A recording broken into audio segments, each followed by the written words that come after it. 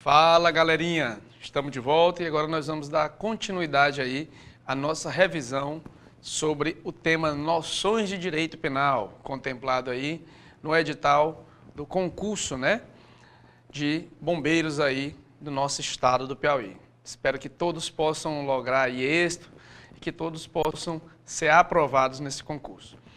Então vamos lá, quinta questão, continuando aí então a nossa revisão. Vamos adiante.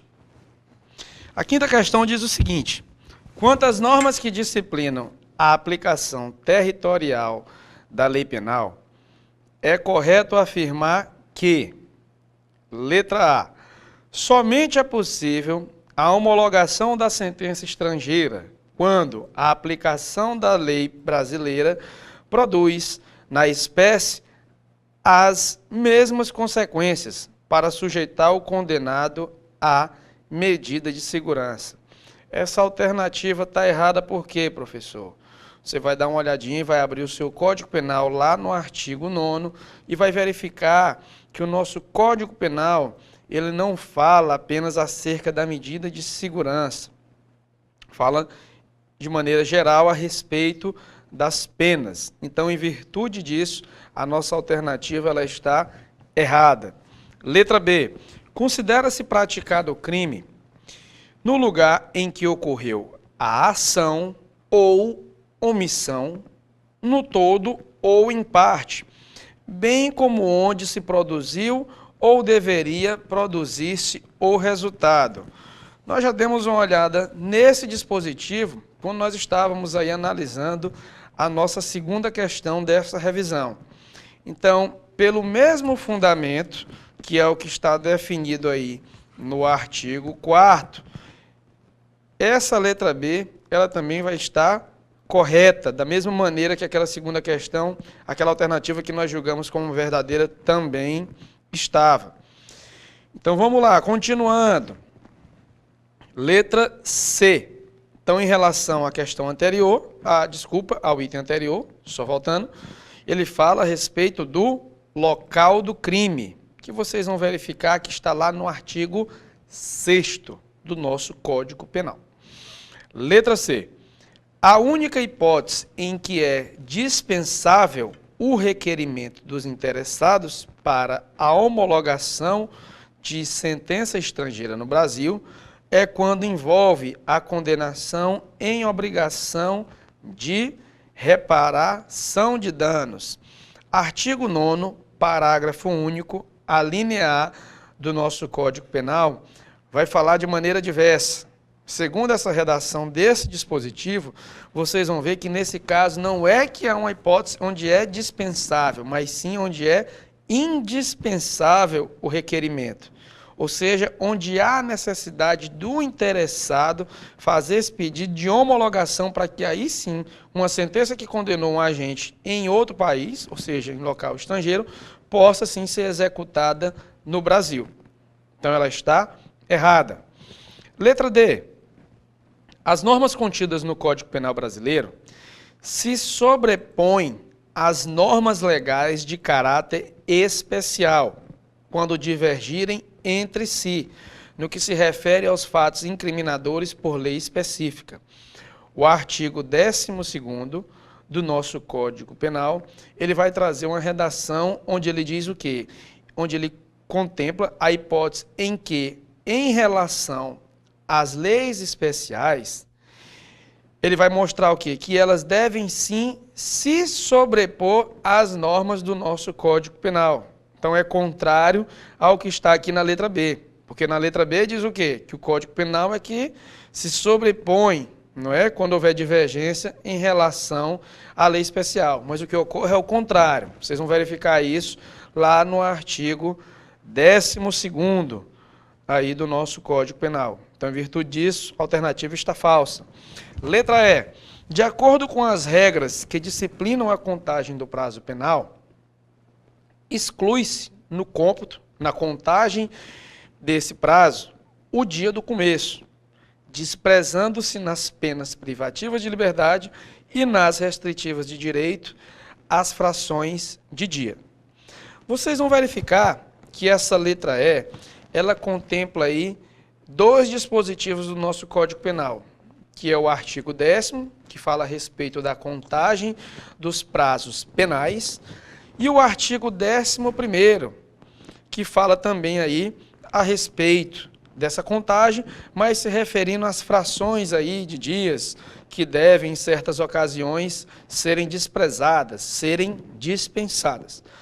Então, em relação a esta primeira parte da alternativa E, vocês vão verificar que ela está errada por quê? Porque, na verdade, não é que se exclui na contagem o dia de início. O que deve haver é uma inclusão do dia inicial, em que se inicia a contagem do prazo. Já no nosso Código de Processo Penal, a contagem ocorre de maneira distinta. No CPP, o que ocorre é que há, sim, a exclusão do dia inicial. Ou seja, ele dispõe de maneira diversa a contagem do prazo em relação aí ao nosso Código Penal. Então, em virtude disso, essa alternativa ela está falsa, sendo aí verdadeira a letra B. Sexta questão. A sexta questão diz o seguinte: são direitos constitucionais do preso, exceto, ou seja, dentro dessas 5 alternativas, existe uma única situação que não se trata de um direito constitucional do preso. Então, o restante, todos são direitos, à exceção de quê? É direito constitucional do preso permanecer calado? Sim. Artigo 5º, inciso 63 da nossa Constituição Federal, diz o quê? Que durante uma abordagem, que durante um procedimento policial, durante aí a lavratura do auto de prisão em flagrante, ou até mesmo durante um interrogatório em sede judicial, o preso, essa pessoa que está sendo processada, que está sendo denunciada, ela tem sim um direito constitucional de ficar calado e, além disso, ela tem um direito também de ser informada dos seus direitos, que também está no inciso 63. Então, tanto a alternativa A como a letra B tratam de 2 direitos constitucionais do preso. Estão corretas. Letra C. É direito constitucional do preso receber visitas sem restrição? Falso. Quer dizer que o preso ele pode receber visita de qualquer pessoa? Não. O preso ele pode sim receber visitas. No entanto, existem situações em que, em virtude, por causa de algum motivo da segurança aí da unidade prisional, ou até mesmo do próprio preso, os agentes aí, os diretores do estabelecimento prisional, podem sim restringir a visita de certas pessoas àquela pessoa que foi condenada, que está ali respondendo ou que está respondendo ou que já foi condenada por um determinado delito. Então, a letra C, ela está errada, que é a nossa alternativa. Letra D. É direito constitucional do preso ter a identificação dos responsáveis por sua prisão e por seu interrogatório policial. Está correto. Artigo 5º, inciso 64 da nossa Constituição Federal. Letra E. É direito constitucional do preso ter assegurado o princípio, ter assegurado o respeito à sua integridade física e moral. Onde é que está isso, professor? Artigo 5º, inciso 43 da nossa Constituição Federal. Então, a resposta correta seria, então, letra C. Próxima questão. Na próxima questão, nós vamos verificar que ela trata a respeito do princípio da humanização das penas, que está definido no inciso 47 do artigo 5º da nossa Constituição Federal. Só a título aí de correção, na letra E da alternativa passada, eu disse para vocês que esse direito constitucional assegurado ao respeito à integridade física e moral estava contemplado no inciso 43, quando, na verdade, ele está contemplado no inciso 49. Correto? Então, façam aí essa correção nas respostas de vocês. Então, sétima questão. São proibidas no nosso sistema jurídico brasileiro quais penas? Exceto, vamos lá. Artigo 5º, inciso 47, diz o quê? Diz que são vedadas no nosso ordenamento jurídico, quais penas? As penas de caráter perpétuo, as penas de banimento, as penas cruéis e as penas de trabalho forçado. E, por fim, também são vedadas as penas de morte, com exceção nos casos aí de guerra declarada. Então, essas 5 penas, elas são proibidas hoje dentro do nosso ordenamento jurídico. É por isso que, em certas ocasiões, me causa estranheza quando eu vejo alguns políticos aí propondo projetos de lei onde vão ser criadas penas de morte, penas de cadeira elétrica, né? Ou então que vão ser criadas penas de caráter perpétuo. Surge então a interrogação: como é que essas penas vão ser criadas? Se o nosso artigo 5º traz uma hipótese onde diz que essas penas elas são vedadas. Ah, professor, elas são vedadas, mas nada impede que a emenda constitucional possa aí trazer uma reforma dentro da nossa Constituição. Errado. Se você tiver lembrado da sua aula de Direito Constitucional, você vai verificar, salvo engano, que o artigo 60, parágrafo 4º da nossa Constituição Federal, ele traz as hipóteses, casos onde pode haver aí, onde pode serem determinadas matérias objetos de emenda constitucional. O que é emenda, professor? É uma alteração, seja para reduzir, para ampliar uma determinada norma que está dentro da nossa Constituição Federal. Então, esse dispositivo fala o quê? Que relacionado a matérias que tratam de direitos humanos, é proibida qualquer emenda constitucional que venha trazer um retrocesso, que venha diminuir, que venha reduzir um direito constitucional, um direito humano que está definido dentro da nossa Constituição. Então, eu acho muito pouco provável que um projeto desse, que uma emenda dessa, ela venha aí lograr êxito, que ela venha ser aprovada dentro das duas casas, que é a Câmara dos Deputados e dentro do Senado Federal. Ela pode até ser aprovada. No entanto, quando ela for passar pelas comissões dentro do nosso Congresso Nacional, que vão fazer uma discussão da constitucionalidade e inconstitucionalidade dessa norma, acredito que elas devam então ser vedadas, que elas devam então ser negadas. Então vamos voltar à nossa questão? Então, letra A.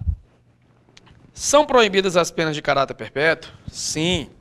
São proibidas as penas de banimento? Correto. São proibidas as penas de trabalho forçado? Sim.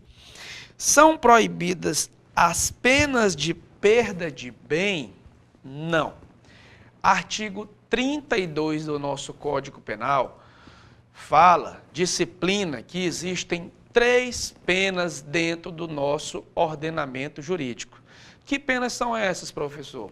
Nós temos as penas privativas de liberdade, PPL, que são as penas que trazem, que buscam aí ocasionar uma limitação de natureza relacionada à liberdade, ao direito de ir e vir do indivíduo.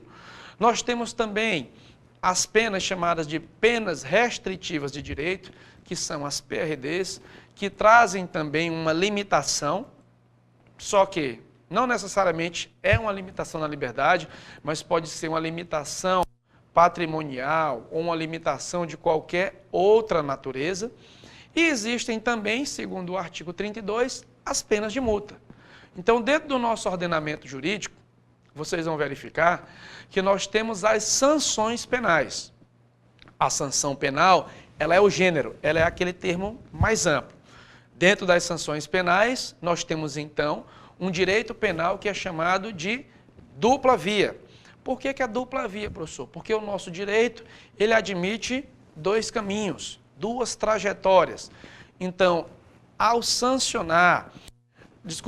aplicar uma sanção a um indivíduo, ao aplicar uma punição, uma limitação a ele, o Estado pode tomar 2 vias. A primeira via seriam as penas e a segunda via seriam, então, as medidas de segurança. Penas aplicadas aos indivíduos imputáveis e as medidas de segurança aplicadas aos indivíduos inimputáveis.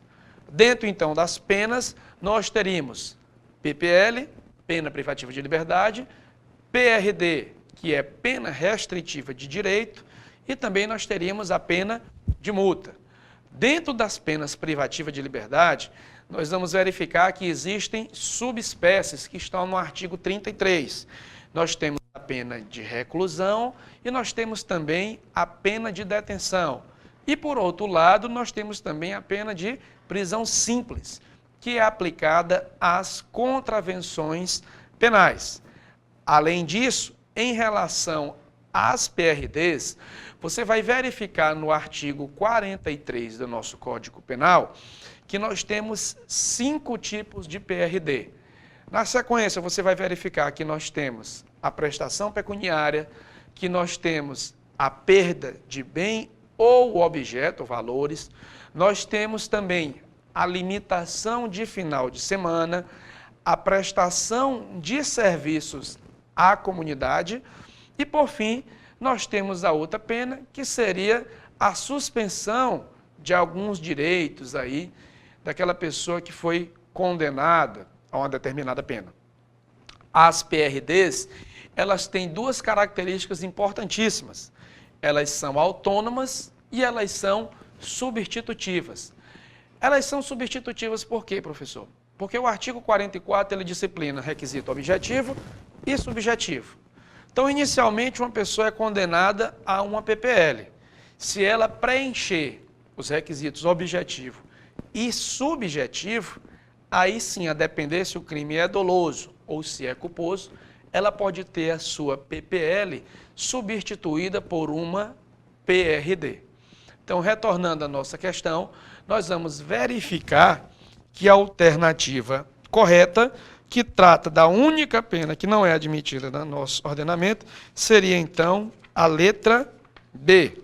Na letra E, você vai ver que são vedadas as penas de caráter cruel. Então, cuidado.